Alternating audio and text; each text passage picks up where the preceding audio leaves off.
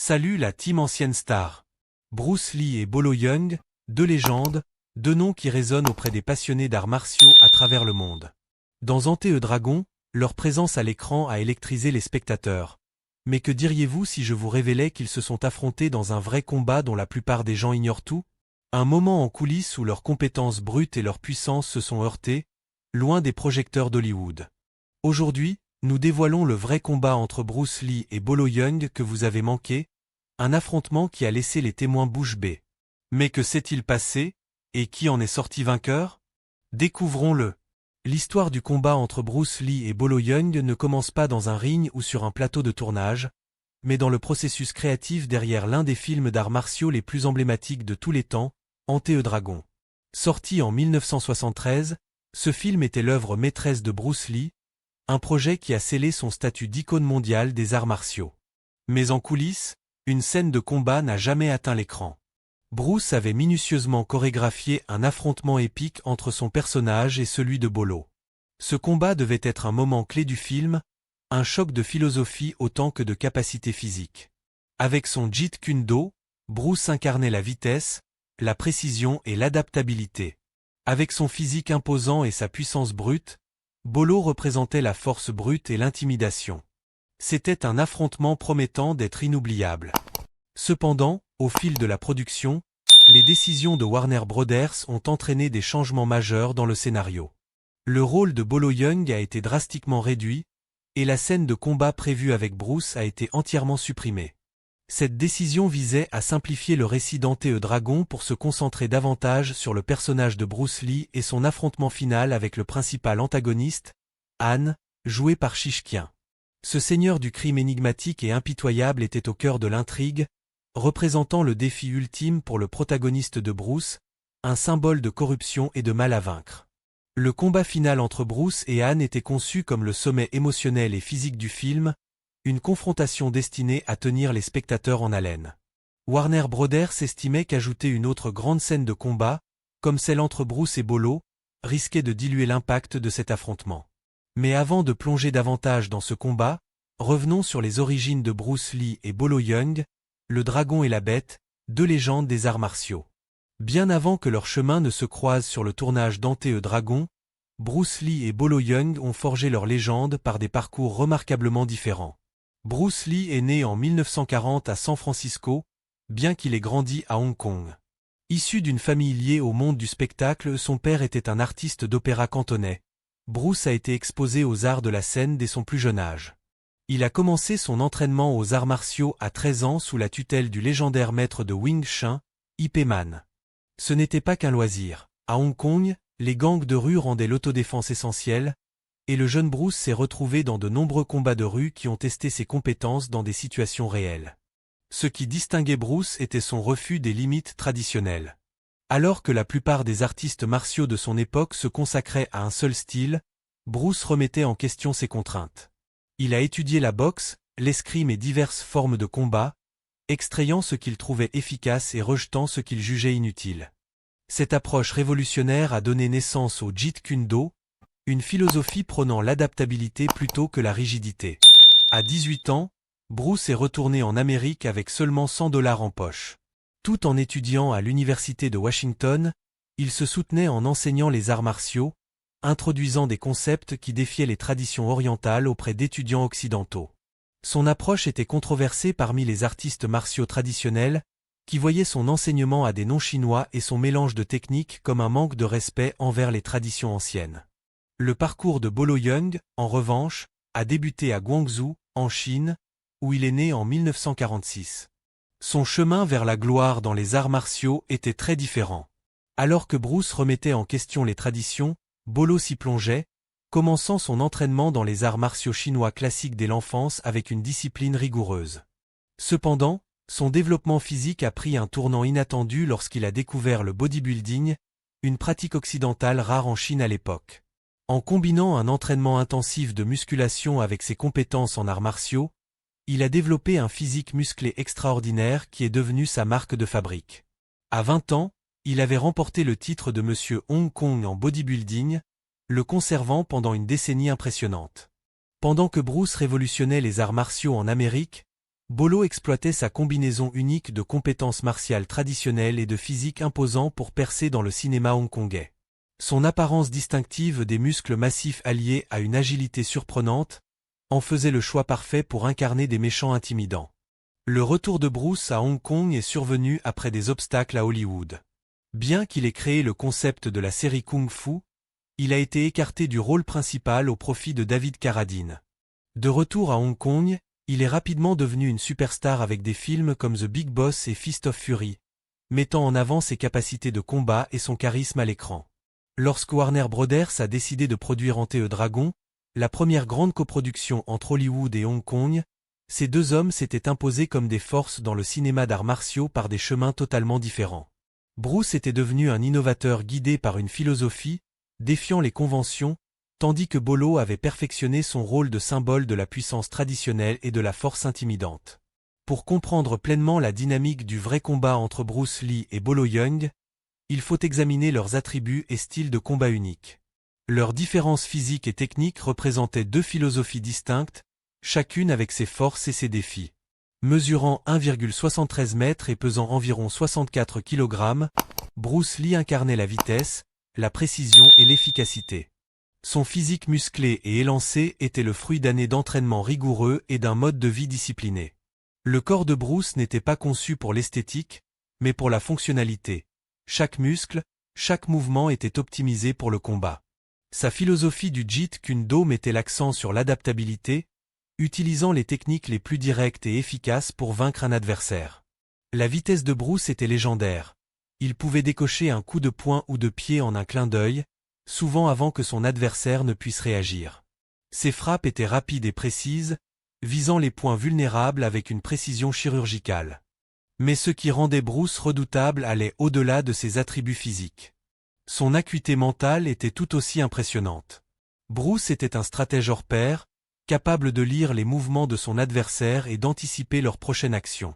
Il croyait en l'importance d'être comme l'eau, fluide, adaptable, capable de contourner les obstacles. Cette mentalité lui permettait d'ajuster ses tactiques en plein combat, exploitant les faiblesses et saisissant les opportunités. Bolo Yeung, en revanche, était une puissance de force brute et d'endurance. Mesurant 1,68 m et pesant environ 70 kg, son physique contrastait fortement avec celui, élancé, de Bruce.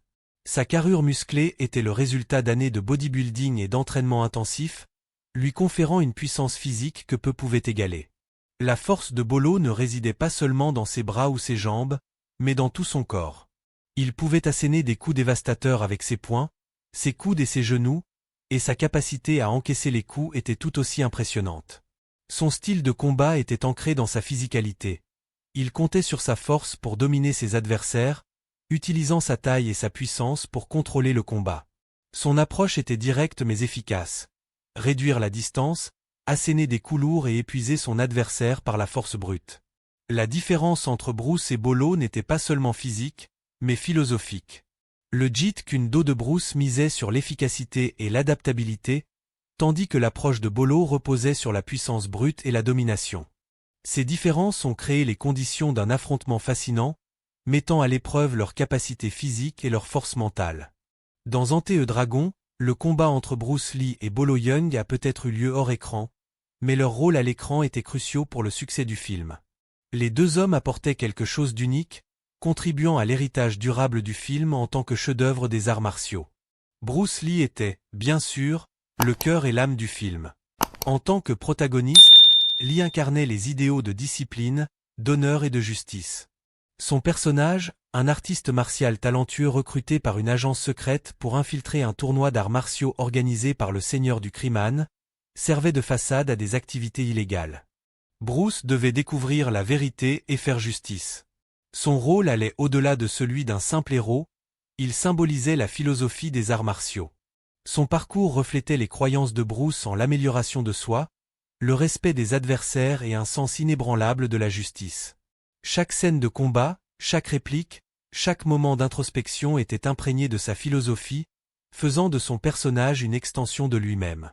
La scène du combat dans la salle des miroirs, en particulier, reste l'une des séquences les plus emblématiques de l'histoire du cinéma, mêlant action, symbolisme et brillance technique, un témoignage du génie de Bruce en tant qu'artiste martial et cinéaste. Bolo Yeung, quant à lui, jouait un rôle très différent mais tout aussi important. En tant que Bolo, l'homme de main féroce et intimidant de Han, il incarnait la puissance brute et la menace. Son personnage contrastait fortement avec celui de Bruce. Brutal, impitoyable et implacable. La présence de Bolo ajoutait une couche de tension et de danger au film, faisant de lui un antagoniste mémorable malgré un temps d'écran limité. Bien que son rôle ait été réduit par rapport à ce qui était prévu, Bolo a su marquer les esprits. Sa physicalité et son intensité ont laissé une impression durable, et ses scènes de combat étaient un temps fort du film. L'aura menaçante de son personnage renforçait l'enjeu et l'urgence du récit. La prestation de Bolo en tant qu'adversaire redoutable contribuait à magnifier le personnage de Bruce, rendant son triomphe final encore plus satisfaisant. Intéressant, la scène de combat supprimée entre Bruce et Bolo aurait ajouté une autre dimension à cette dynamique, une manifestation physique du conflit central du film. Bien que cette scène n'ait pas été incluse dans le montage final, le combat hors écran était une version réelle de cette rivalité à l'écran. Le tournage d'Ante Dragon n'était pas une simple production cinématographique. C'était un rassemblement sans précédent de talents en arts martiaux. Alors que Bruce Lee et Bolo Yeung attiraient l'attention avec leur physique et style contrastés, ils étaient entourés d'autres artistes martiaux légitimes qui ont été témoins de la tension croissante entre ces deux icônes. Jim Kelly, champion de karaté qui jouait Williams, a observé l'intensité professionnelle entre Bruce et Bolo pendant les entraînements. En tant que détenteur du titre de champion international de karaté poids moyen avant de se lancer dans le cinéma, Kelly comprenait l'énergie compétitive implicite entre des artistes martiaux de haut niveau. La zone d'entraînement devenait une arène officieuse où les compétences étaient démontrées entre les prises, chacun repoussant subtilement les limites de ce qu'il montrait. Cette rivalité n'échappait pas à Bob Wall, qui jouait le méchant O'Hara et était une véritable ceinture noire de karaté. Wall passait beaucoup de temps à travailler avec les deux hommes sur la chorégraphie des combats et reconnaissait les différences fondamentales dans leurs approches. Bruce mettait l'accent sur la vitesse, la précision et ses concepts révolutionnaires d'efficacité, tandis que Bolo exhibait des mouvements puissants soulignant sa force redoutable. Deux philosophies martiales distinctes incarnées sous forme humaine. Le contraste devenait encore plus évident pendant les pauses de tournage, lorsque les artistes martiaux se réunissaient pour échanger des techniques. Sammo Hung et Jackie Chan, alors cascadeurs avant leur future gloire, observaient attentivement Bruce démontrer ses coups de pied fulgurants et son célèbre coup de poing d'un pouce. Ce qui impressionnait ces futures légendes n'était pas seulement la vitesse de Bruce, mais la précision scientifique derrière chaque mouvement. Pendant ce temps, Bolo exhibait des exploits de force, laissant même ses artistes martiaux aguerris stupéfaits. Quiconque observait pouvait voir la différence fondamentale, la vitesse explosive de Bruce contre la puissance brute de Bolo, chacun plaidant silencieusement pour sa suprématie. À mesure que le tournage avançait, cette rivalité professionnelle s'intensifiait. Lorsque la décision de Warner Brothers de réduire le rôle de Bolo devint claire lors de la dernière semaine de production, l'atmosphère sur le plateau changea sensiblement. Les autres artistes martiaux pouvaient sentir que quelque chose d'imprévu se préparait sous la surface. La réduction du temps d'écran n'était pas seulement une déception. Elle avait involontairement créé les conditions d'une véritable confrontation qui testerait quelle philosophie martiale régnait en maître. Quand la scène de combat fut supprimée du film, Bolo fit un geste audacieux. Il défia Bruce Lee dans un vrai combat d'entraînement. Bruce, qui ne reculait jamais devant un défi, accepta sans hésiter. Ce ne serait pas un combat de film chorégraphié avec des mouvements répétés et des pauses dramatiques. Ce serait brut, sans filtre, et réel. Les deux hommes entrèrent dans l'arène, non pas en tant qu'acteurs, mais en tant qu'artistes martiaux prêts à tester leurs compétences l'un contre l'autre. Bruce, toujours stratège, commença le combat en utilisant sa vitesse pour contrôler le rythme. Il se déplaçait avec la fluidité de l'eau, entrant et sortant de portée, assénant des coups rapides avant que Bolo ne puisse réagir. Ses mouvements étaient imprévisibles, une caractéristique du Jeet Kune Do. Il ne s'appuyait pas sur des schémas fixes, mais s'adaptait aux mouvements de Bolo, exploitant les ouvertures et créant des opportunités. Ses frappes étaient précises et calculées, visant les points vulnérables avec une précision chirurgicale. L'objectif de Bruce était clair, épuiser Bolo par la vitesse, la précision et une pression incessante. Bolo Yeung, lui, comptait sur sa puissance brute pour imposer sa volonté. Son approche était directe mais efficace. Réduire la distance et utiliser sa force pour submerger Bruce. Ses coups étaient lourds et puissants, chacun pouvant mettre fin au combat. Il cherchait à porter un coup décisif pour renverser le momentum. Cependant, l'agilité et la vitesse de Bruce rendaient cela difficile. Chaque fois que Bolo tentait de s'approcher, Bruce esquivait, contre-attaquait et se retirait, laissant Bolo frustré et déséquilibré. Au fil du combat, la différence dans leurs conditions physiques devint évidente. Le physique élancé de Bruce lui permettait de maintenir sa vitesse et sa précision, tandis que la carrure musclée de Bolo commençait à peser. Porteur autant de masse musculaire demandait une énergie considérable, et les mouvements de Bolo ralentissaient. Ses coups, autrefois puissants et explosifs, devenaient lents et prévisibles. Bruce, en revanche, semblait tout juste s'échauffer, ses mouvements restant vifs, ses frappes précises et son énergie intacte.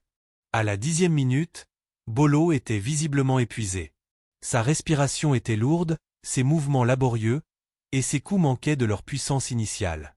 Bruce, sentant une opportunité, augmenta le rythme, enchaînant des combinaisons rapides et forçant Bolo à se défendre. Sa capacité à maintenir sa vitesse et sa précision sur une longue période témoignait de son entraînement rigoureux axé sur la force fonctionnelle et l'endurance. Bolo, malgré sa fatigue, continuait de se battre, sa détermination et sa résilience évidentes. Mais le coût physique du combat devenait trop lourd. Chaque fois qu'il tentait une offensive, Bruce contre-attaquait avec une rafale de coups, le repoussant sur la défensive. Le combat était devenu un test d'endurance, et il était clair que Bruce avait l'avantage. À la fin, Bolo dut se rendre. Il ne pouvait tout simplement pas suivre le rythme incessant de Bruce. Le combat l'avait vidé physiquement, tandis que Bruce semblait à peine avoir commencé, son énergie toujours élevée, ses mouvements toujours précis. Le résultat du combat témoignait de la condition physique supérieure de Bruce et de sa capacité à maintenir vitesse et précision sur une longue période. Ce combat d'entraînement était plus qu'un simple affrontement physique, il validait la philosophie martiale de Bruce Lee. Son accent sur la force fonctionnelle, la vitesse et l'efficacité s'est révélé décisif. Bien que la puissance brute de Bolo soit impressionnante, elle n'a pas résisté face au rythme et à la précision implacable de Bruce. Le combat a souligné l'importance de l'endurance dans les arts martiaux, une leçon qui résonne encore aujourd'hui. Ce face-à-face entre Bruce Lee et Bolo Yeung était un choc de style, une bataille de volonté et un test d'endurance. Il a mis en lumière le meilleur des deux combattants, mais à la fin, Bruce l'a emporté. Ce combat a révélé les forces et les limites des deux hommes. Pour Bolo, ce fut une expérience humiliante. Sa puissance brute et son physique musclé étaient ses plus grands atouts, mais le combat a exposé une faiblesse critique, l'endurance. Porteur autant de masse musculaire demandait une énergie énorme, et à mesure que le combat avançait, ses mouvements ralentissaient, ses coups perdaient de leur puissance, et sa capacité à se défendre diminuait. Ce n'était pas un manque de compétence ou de détermination, mais une limite imposée par sa physicalité. La force de Bolo était indéniable, mais elle avait un coût. Son physique musclé n'était pas conçu pour un combat prolongé. Le combat a montré que la puissance brute seule ne suffisait pas pour l'emporter dans une bataille d'endurance. Cependant, il est important de noter que la performance de Bolo était remarquable. Tenir 10 minutes dans un combat intense contre Bruce Lee n'était pas un mince exploit. Sa résilience et sa détermination étaient évidentes tout au long du combat, et sa capacité à persévérer malgré la fatigue en disait long sur son caractère. Bien qu'il ait perdu, il a gagné une compréhension plus profonde de ses limites et des domaines à améliorer. Pour Bolo, ce combat fut une expérience d'apprentissage qui a façonné son approche des arts martiaux à l'avenir. Pour Bruce Lee, ce combat a validé sa philosophie martiale. Son accent sur la force fonctionnelle, la vitesse et l'efficacité s'est révélé décisif. Mais au-delà des aspects physiques, le combat a mis en lumière son acuité mentale et son génie stratégique. Sa capacité à lire les mouvements de Bolo, à anticiper ses coups et à adapter ses tactiques en plein combat témoignait de sa maîtrise du Jeet Kune Do. Alors, que pensez-vous? La vitesse et la technique de Bruce étaient-elles destinées à l'emporter? Partagez vos pensées dans les commentaires ci-dessous, et n'oubliez pas de liker et de vous abonner pour plus de plongées dans l'histoire des arts martiaux. À bientôt sur Ancienne Star.